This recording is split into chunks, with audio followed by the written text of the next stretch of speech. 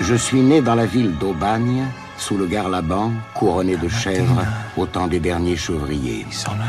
Garlaban, c'est une énorme tour de roche bleue. Elle monte très haut dans le ciel de Provence.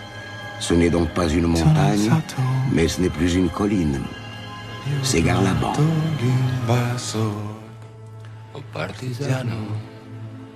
Porta mi vida.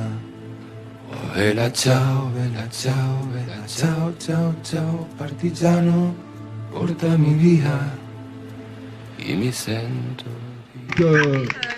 Vous savez que depuis le mois de juin, on a attaqué une lutte de longue haleine contre le projet de démantèlement de l'ensemble des services publics de proximité et de pleine compétences sur le territoire.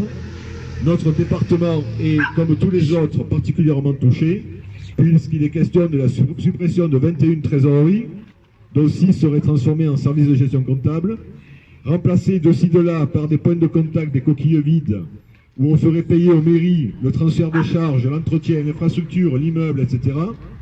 Des fusions de SIP, des transferts de services entiers des impôts, par exemple ici à Aubagne, donc c'est le service impôt des entreprises qui serait transféré à la Ciotat.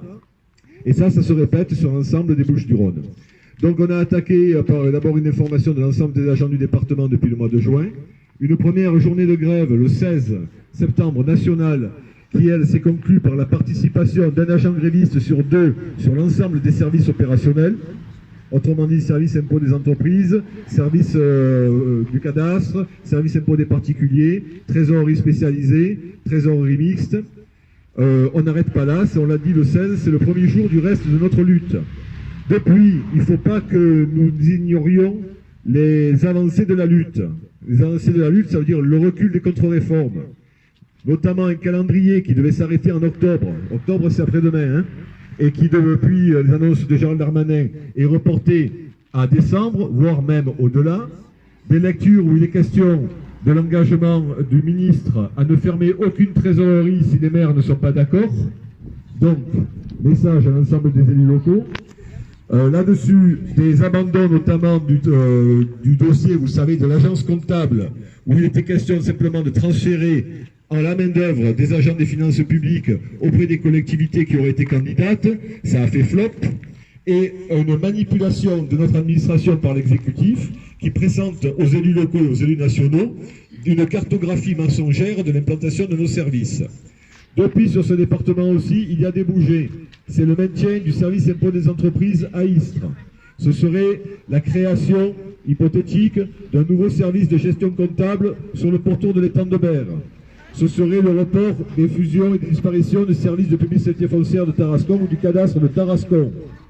Ce serait également la création d'antennes, notamment à Gardanne, pour le secteur public local. Sauf que derrière tous ces effets d'annonce, nous avons des directeurs locaux qui ne savent même pas dire aux agents, aux élus, à ceux qui leur posent la question, aux journalistes, mais qu'est-ce qu'il y aura dans ces services que vous dites maintenir de proximité? Nous, on vous le dit, ce sont des coquilles vides. La preuve en est, par exemple, pour Gardanne, qui serait transformée en antenne, il n'y aura pas de comptabilité. On est le trésor public et les impôts.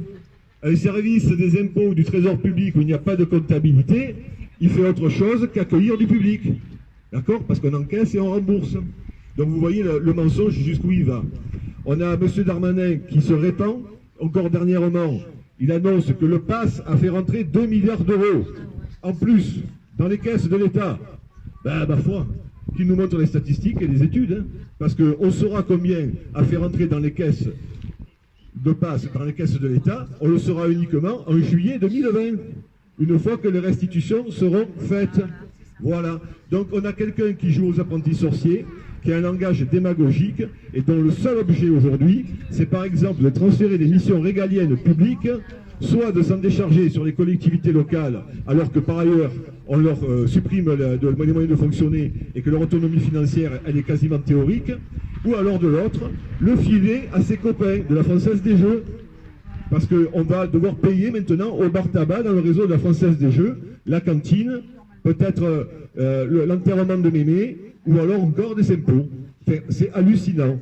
Donc ici, dans ce département, on ne lâche pas, on a du temps devant nous, on va à la rencontre des agents, on a écrit à tous les élus, Je salue encore la présence ici des élus du secteur et on va continuer et je donne la parole à mes camarades.